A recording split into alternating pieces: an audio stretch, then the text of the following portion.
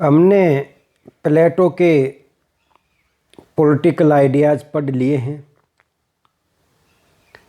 मुख्य जो आइडियाज़ प्लेटो के पॉलिटिकल थॉट के फील्ड में जिनका महत्व है वो उसकी justice theory, communism of wives and property, philosopher king और आइडियल स्टेट को माना जाता है।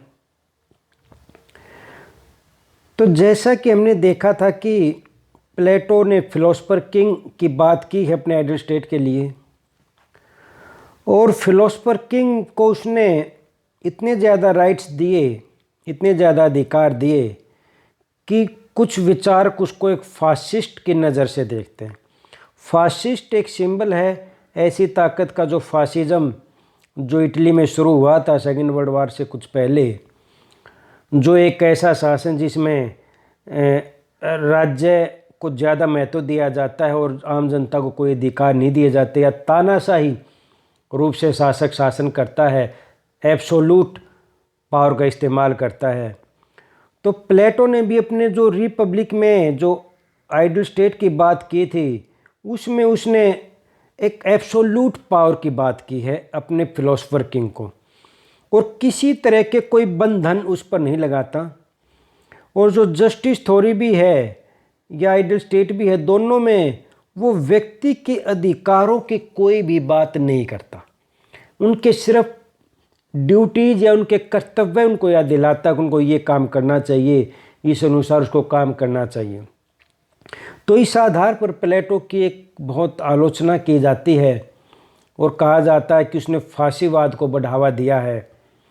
वो एक पहला फासिस्ट था। कार्ल पॉपर उसको कहता है कि पहला फासिस्ट प्लेटो ही था, जैसे कि मार्क्स और दूसरे विचारकों की आलोचना की है कार्ल पॉपर ने।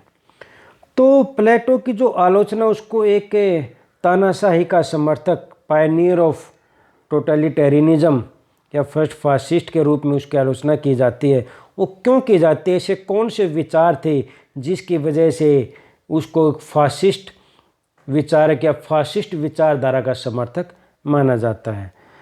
RHS Crossman, Russell, Karl Popper, W फाइट और आइजिया बर्लिन जैसे कई जो पॉलिटिकल एनालिसिस्ट है, विश्लेषक हैं, विचारक हैं, उन्होंने इसकी आलोचना की है।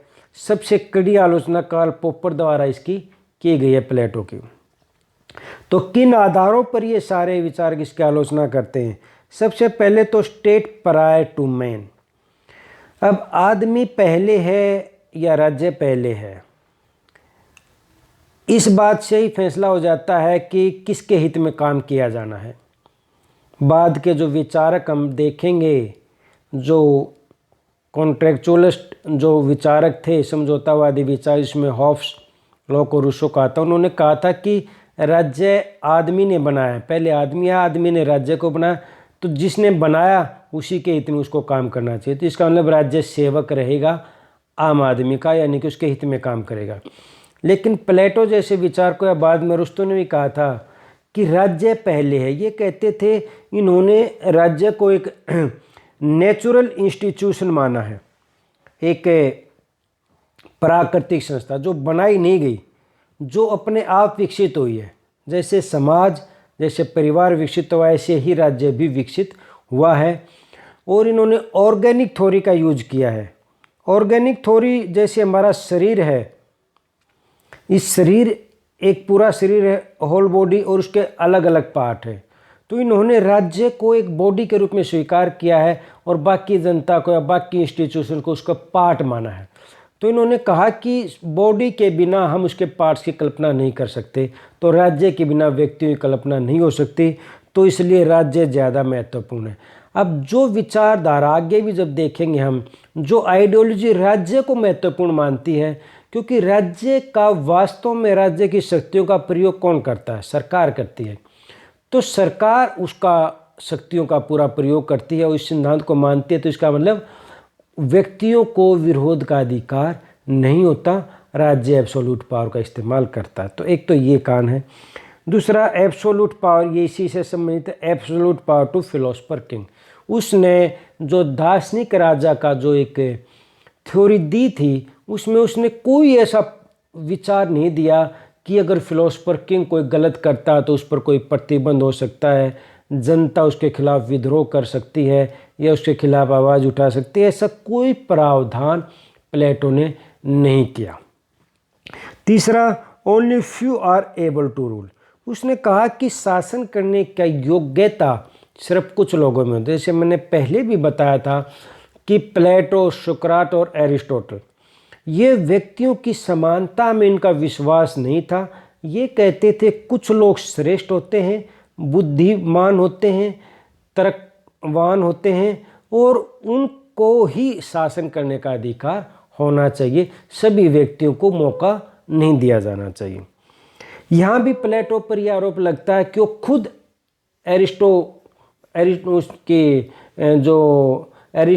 एरिस्टोक्रेसी जो क्लास है, एरिस्टोक्रेट्स जो हैं, उन क्लास में वो शामिल था। खुद एक कुलीन वर्ग से आता था, नोबल फैमिली से आता था। तो उसने अपने वर्ग के हितों को ही सुरक्षित करने के लिए, कार्ल पॉपर जैसे विचारक इस बात को कहते हैं कि अपने हितों को ही उसने सुरक्षित करने के लिए या उनको परमानेंट, उनको शासक वर्ग में बनाए रखने के लिए ही प्लेटो ने ऐसे विचार दिए थे। Censorship on art and literature, ये भी एक तानाशाही सरकार की विशेषता होती है कि वहाँ प्रेस की स्वतंत्रता नहीं होती, बोलने की आज़ादी नहीं होती, विचार प्रकट करने की आज़ादी नहीं होती। हमने एजुकेशन सिस्टम जब पढ़ा प्लेटो का तो उसमें देखा था कि प्लेटो ने शिक्षा को पूरी तरह से राज्य के अधीन किया है। वही चीज़ पढ़ाई जाएगी जो राज्य चाहेगा। अगर कोई राज्य कोई दूसरी विचारधारा है, दूसरी बात कहेगा तो उसको रोक दिया जाएगा। तो प्लेटो ने कहा था कि लिटरेचर के माध्यम से, आर्ट्स के माध्यम से कोई ऐसे विचार नहीं युवाओं में भरे जाएंगे या उन तक पहुंचाए जाएंगे जो कि राज्य नहीं चाहता। तो इस तरह की अगर सेंसरशिप बात करता है तो एक किस्म से प्लेटो जो है वो तानाशाही शासक का समर्थन करता है। एक प्लेटो जो एक बात कहता है कि no contradiction between interest of state and subject.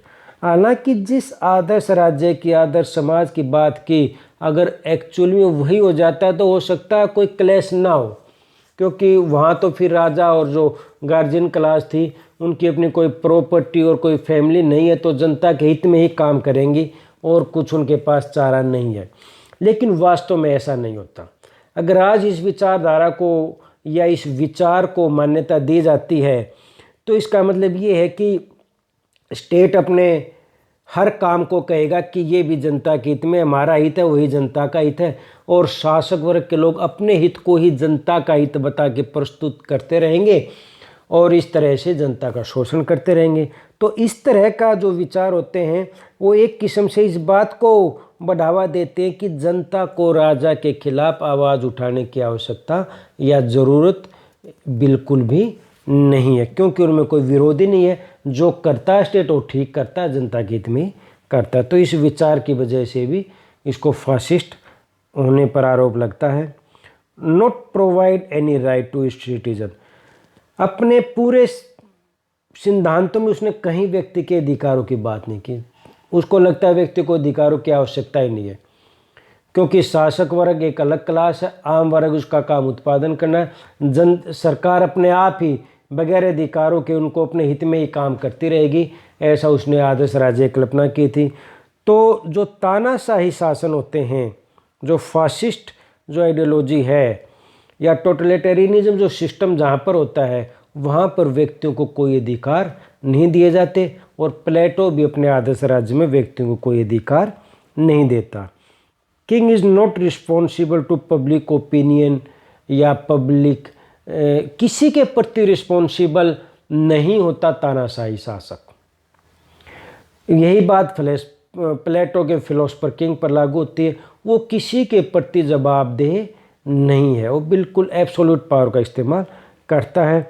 Oppose pluralism and diversity, प्लेटो जो है पूरी सोसाइटी को एक ढांचे में डालने की कोशिश करता है, जबकि डेमोक्रेटिक सिस्टम में एक डाइवर्सिटी महत्वपूर्ण है।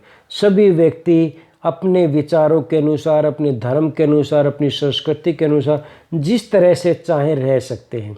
लेकिन प्लेटो क्या करता है अपने आदर्श स्टेट में सबको एक ढांचे में डालने का प्रयास करता है। भाई ऐसी सोसाइटी होगी, ये लोग ये काम करेंगे, इसके अलावा कुछ नहीं करेंगे, ये काम करेंगे, इसके अलावा कुछ नहीं करेंगे। एजुकेशन भी फिक्स कर दी, बस यही एजुकेशन दी जाएगी और इन्हीं लोगों को दी जाएगी और इसी तरह से दी जाएगी। यानी कि वो सब कुछ एक ढांचे में डेवलप करने की कोशिश करता है और डाइवर्सिटी को या प्लुरलिज्म को कोई मान्यता नहीं देता। ऐसा तानाशाही शासनों में ही होता है। डेमोक्रेसी में प्लुरलिज्म को या डाइवर्सिटी को सम्मान दिया जाता है। एक फिर उसने झूठ की बात हमने की थी जो पिछले वीडियो में, noble I born with different metal. उसने कहा था कि राजा एक प्रोपगेंडा फैलाएगा, एक प्रचार करेगा, एक मिथ को ज़्यादा प्रोपोगेट करेगा कि जो है शासक वर्ग जो है, जो किंग जो है या जो रूलर वर्ग है वो गोल्ड मेटल से बना हुआ है और जो सोल्जर्स और सिल्वर से बने हुए हैं और आम आदमी ब्रॉन्ज से बने हुए हैं। तो एक मिथ है, प्लेटो कहता था मिथ है, वैसा नहीं है, लेकिन इसको प्रोपोगेट करेगा ताकि जनता अपने अपने दिए गए जो सोसाइटी में जो क्लासिफिकेशन में जो जहाँ स्थान उसको मिला है उसको एक्सेप्ट कर ले। इस तरह का भी विचार जो तानाशाही शासनों में होता है। वहाँ पर शासक झूठा प्रचार के द्वारा एक मिथ को सही साबित करने का प्रयास करता है, जैसा कि फासिस्ट या नाजीवाद में किया गया था। तो इन्हीं आधारों पर प्लेटो को ये आरोप लगता है कि वो एक फासिस्ट था, फासिस्टवादी विचारों का समर्थक था या टोटलिटेरियनिज्म सिस्टम को उसने बढ़ावा दिया है। लेकिन इसके बावजूद अब आते हैं प्लेटो के कंट्रीब्यूशन के बारे में कि राजनीतिक विचारों में या पॉलिटिकल साइंस में जो विचार डेवलप है उसमें क्या योगदान रहा है। आज भी हम पॉलिटिकल साइंस में स्टेट के बारे में, राइट्स के बारे में, जस्टिस के बारे में, लिबर्टी के बारे में या एक ऐसे सिस्टम के बारे में पढ़ते हैं, ऐसे सिस्टम लेके आने की कोशिश करते हैं जो जनता के ज़्यादा से ज़्यादा हित में काम करे। और इन्हीं विचारों की शुरुआत प्लेटो ने आज से 2500 साल, लगभग 2500 साल पहले इनकी शुरुआत कर दी थी। भाई ये इन पर चर्चा शुरू कर दी थी सिस्टमेटिक ढंग से। और आज भी सभी विचारक जो पॉलिटिकल थॉट को या पॉलिटिकल हिस्ट्री को पढ़ना शुरू करते तो प्लेटो से ही शुरू करते। तो एक किस्म से फर्स्ट सिस्टमेटिक थिंकर था ये पॉलिटिकल साइंस का थ्योरिस्ट। जो पहले पॉलिटिकल थ्योरी जो दी थी वो प्लेटो ने ही दी थी। तो सबसे पहले तो ये था फर्स्ट सिस्टमेटिक पॉलिटिकल थ्योरिस्ट। उससे पहले सुकरात ने कोई किताब नहीं लिखी। सुकरात के विचार प्लेटो ने ही अपनी किताबों में शामिल किए थे। सोफिस्ट ने कोई सिस्टमेटिक थ्योरी नहीं दी, कुछ आइडिया ज़रूर दिए थे। और उससे पहले तो कोई ऐसा प्रमाण मिलते ही नहीं कहीं पर। जो और कई जगह जैसे भारत में या और कई जगह जो पॉलिटिकल आइडियाज़ मिलते हैं उस टाइम के, वो एथिक्स के साथ या रिलीजन के साथ इस तरह से मिक्स हो गए हैं कि वो फिर धर्म और उनका ऐसा घालमेल सा हो गया है कि वो सेपरेट एक पॉलिटिकल आइडियाज़ नहीं निकल पाते। तो इस वजह से पहला पॉलिटिकल थ्योरिस्ट था। जस्टिस को उसने एक अच्छी तरह से परिभाषित किया था कि अपनी ड्यूटीज़ को निभाना बहुत ज़रूरी है। आज जा रहे विचारक या सब व्यक्ति अपने अधिकारों की बात करते हैं, ड्यूटीज़ की बात नहीं करते। जैसे महात्मा गांधी कहते थे अगर लोग अपनी ड्यूटीज़ निभाना शुरू कर दें तो बहुत सारे झगड़े खत्म हो जाएंगे, राइट्स तो अपने आप मिल जाएंगे। एक सिक्के के दो पहलू हैं, यदि आप ड्यूटीज़ निभाओगे तो आपको राइट्स भी मिलेंगे। फंक्शनल स्पेशलाइजेशन की बात उसने की थी कि ये काम ये करेगा, ये काम ये करेगा। 3 क्लास बांट दी थी, गार्जियन और सोल्जर्स। और न गार्जियंस में जो 2 क्लास थी, रूलर, सोल्जर्स, और जो तीसरी जो कॉमनर क्लास थी उनको स्पेशलाइजेशन कर दिया। उन्होंने काम भी बांट दिए थे, ये काम करेंगे। मैंने बताया था हमारे कास्ट सिस्टम से कुछ रिसेंबल सा होता है, मिलता जुलता सा लगता है कि इस तरह से उसने बांट दिया था। तो ये स्पेशलाइजेशन का कॉन्ट्रीब्यूशन था। Role of vice and virtue in government. इस बात को चाहे कितने भी डेमोक्रेसी के समर्थक हैं ये बात सभी स्वीकार करते हैं कि शासन उसी आदमी को करना चाहिए जो योग्य हो। यदि डेमोक्रेसी में कई बार अयोग्य आदमी शासक बन जाता है तो वो देश को नुकसान ही पहुंचाता है, फ़ायदा नहीं पहुंचाता, भले ही वो डेमोक्रेटिक तरीके से चुन कर आए हो। और एक मोनार्क के कोई तानाशाह शासक है, कोई योग्य है और देश हित में काम करने वाला है तो वो उस डेमोक्रेसी से बेहतर काम कर सकता है। जैसे हमारे इतिहास में कई शासकों के, सम्राट अशोक के, अकबर के, वो तानाशाही शासक ही थे, लेकिन उन्होंने योग्य शासक थे और उन्होंने देश हित में काम किए थे। तो आज भी इस बात को स्वीकार किया जाता है कि बुद्धिमान या योग्य व्यक्तियों को ही शासन करने का अधिकार होना चाहिए। इमानिसिपेशन ऑफ वुमेन, प्लेटो का एक बहुत बड़ा महत्वपूर्ण विचार जो आज तक भी महिलाएं इस बात के लिए संघर्ष करती रहती, विचार इस बात के लिए लड़ते रहते कि स्त्री और पुरुष समान होने चाहिए। प्लेटो ने 2-2,500 साल पहले इस विचार को रख दिया था कि स्त्री और पुरुष बिल्कुल समान है। फिलोसफर किंग भी स्त्री बन सकती है, रूलर भी बन सकती है, सोल्जर्स भी हो सकती है, कॉमनर भी हो सकती है।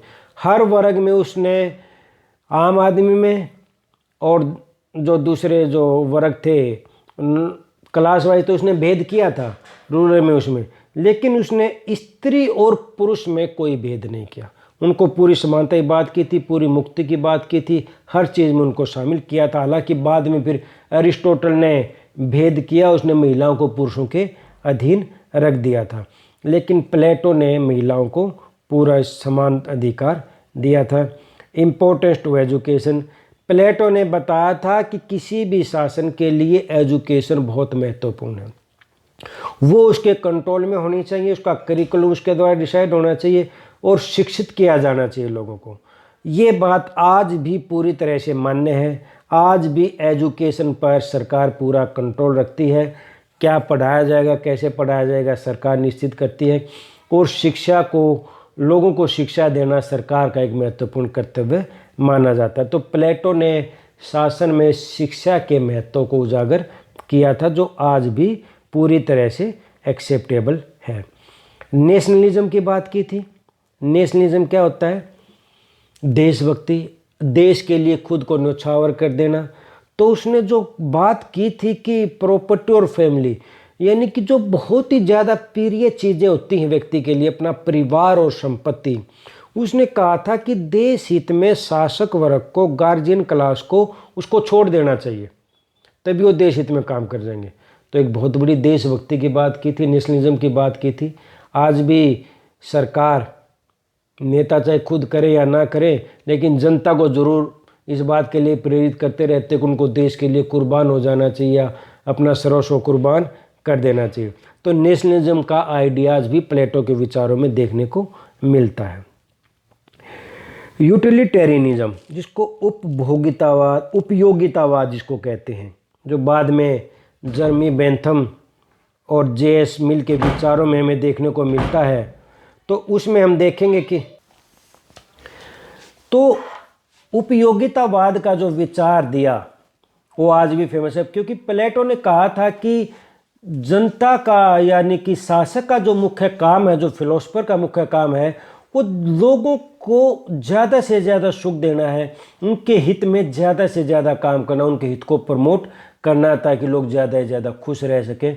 तो प्लेटो के विचारों में उपयोगितावाद की जो थ्योरी बाद में ब्रिटेन में प्रचलित हुई थी जर्मी बेंथम द्वारा, उसके कुछ लक्षण हमें प्लेटो के विचारों में भी देखने को मिलते हैं। सोशलिज्म का विचार, जो कि बहुत फेमस हुआ बाद में मार्क्स के द्वारा, वो सोशलिज्म, कम्युनिज्म प्लेटो ने दे दिया था, प्रॉपर्टी और फैमिली के बारे में, जो कि बाद में मार्क्स के विचारों में देखने को मिलता है। तो पहला सोशलिस्ट या पहला कम्युनिस्ट भी प्लेटो को कहा जा सकता है। ऑर्गेनिक थ्योरी ऑफ स्टेट दी थी, बाद के कई विचारकों ने ऑर्गेनिक थ्योरी की बात की है, एक आदर्शवादी सिद्धांत की बात की है। तो प्लेटो ने पहले ही कहा था कि राज्य बॉडी की तरह, शरीर की तरह, और उसके अंग उसके विभिन्न इंस्टीट्यूशन और विभिन्न व्यक्ति हैं, और सबको, सभी अंगों में मिलकर काम करेंगे तो तभी एक देश का शासन अच्छी तरह से चल पाएगा। State is a whole and individual constitute the part, यानी कि राज्य एक संपूर्ण भाग है और बाकी व्यक्ति उसके अंग है या उसके हिस्से हैं। रिवोल्यूशन, प्लेटो बहुत बड़ा क्रांतिकारी था, रिवोल्यूशनिस्ट, यानी कि वो उसने, मैंने बताया था कि अपने जो परंपरागत विचार थे सबको उसने चुनौती दी थी, सारी चीज़ों को उसने आलोचना की थी। उस टाइम के जो टायरेंट शासक थे उनका भी विरोध किया था, जिनकी वजह से सुकरात की हत्या उसकी जहर का प्याला दिया गया था। तो उसने नए नए विचार दिए। तो सबसे बड़ा रिवोल्यूशनिस्ट भी प्लेटो को माना जाता है। आइडिया ऑफ फासिज्म हमने पढ़ ही लिया कि उसको फासिस्ट कहा जाता है। और क्यों कहा जाता है, तो कुछ फासिस्ट विचार भी उनके आइडियाज़ कुछ फासिस्ट से संबंधित या उनके विचारों से मिलते जुलते भी विचार प्लेटो की रचनाओं में देखने को मिलते हैं। तो उसको भले ही इसकी आलोचना की जाए, लेकिन प्लेटो का राजनीतिक विचारों के इतिहास में एक महत्वपूर्ण योगदान माना जाता है। धन्यवाद।